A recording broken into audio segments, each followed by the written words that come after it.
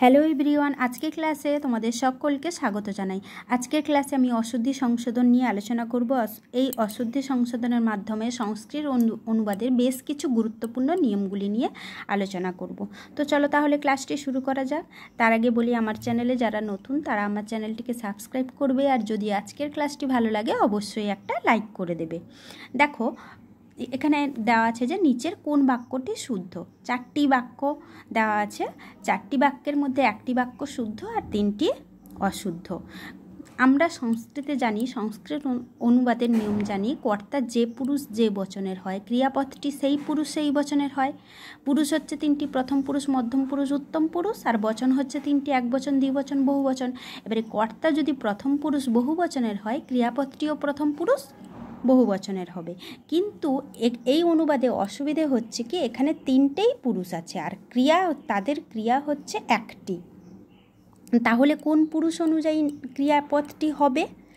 যখন একই ক্রিয়ার কর্তা প্রথম পুরুষ, মধ্যম পুরুষ, উত্তম পুরুষের হবে, তখন ক্রিয়াপদটি উত্তম পুরুষের হবে।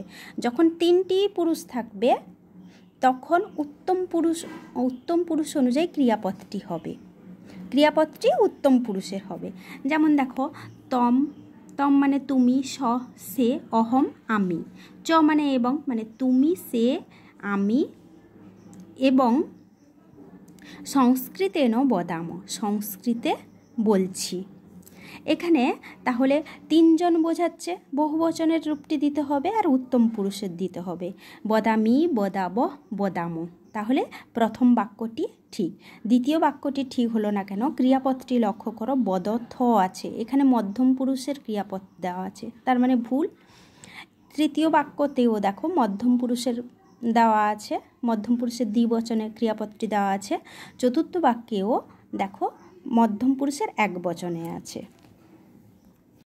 এরপরে দেখো, এখানেও 4টি বাক্য দেওয়া আছে। 4টি বাক্যের মধ্যে কোনটি ঠিক? এর আগের 4টি বাক্যের মধ্যে প্রথমটি ঠিক হয়েছিল, এরপরে এখানে কোনটি ঠিক? এখানে দেওয়া আছে বিদ্যানেন পুস্তকং পঠিত। এখানে কি শব্দ হবে? মূল শব্দটা কি? বিদ্যৎ শব্দ, বয়সিকার দৈব, দন্তশয় হসন্ত। বিদ্যৎ শব্দের রূপ হয় বিদ্যান, বিদ্যাংশৌ, বিদ্যাংশ, বিদ্যাংশম, বিদ্যাংশৌ, বিদুষ, বিদুষা। তৃতীয়ার একবচনে বিদ্যানেন হয় না, বিদুষা হয়। কি শব্দ বললাম? বিদ্যৎ শব্দ। বিদ্যৎ শব্দের তৃতীয়ার একবচনে হয় বিদুষা, বিদ্যানেন হয় না। তাই প্রথম 2টি বাক্য ভুল আছে, দুটোতেই দেখো বিদ্যানেন আছে। 1 আর 2 ভুল। 3 নম্বর বিদুষা, বিদ্যৎ শব্দের তৃতীয়ার একবচনে বিদুষা। এরপর পুস্তকং, পুস্তকংটা হচ্ছে কোন লিঙ্গ? পুস্তকংটা হচ্ছে ক্লিবলিঙ্গ শব্দ, তাই তার বিশেষণ এখানে পঠিতম, পঠিতমটিও দিতে হবে ক্লিবলিঙ্গের। পঠিত শব্দটি কি করে হয়েছে? পট ধাতুর সঙ্গে ত প্রত্যয় করা হয়েছে, তারপরে ক্লিবলিঙ্গের প্রথম আর একবচনে পঠিতম। ফল শব্দের মতো ত প্রত্যয়ান্ত শব্দ পুংলিঙ্গে নর শব্দ রূপের মতো হবে, স্ত্রীলিঙ্গে লতা, আর ক্লিবলিঙ্গে ফল শব্দ রূপের মতো হবে।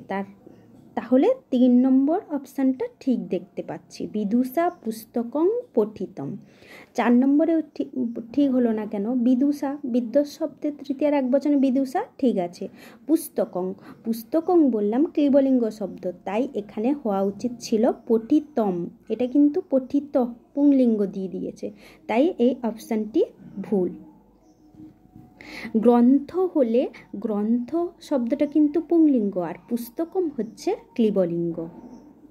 আমার এই ভিডিওটি যদি তোমাদের ভালো লাগে তাহলে আমার চ্যানেলটিকে সাবস্ক্রাইব করবে আর অবশ্যই একটা লাইক করে দেবে।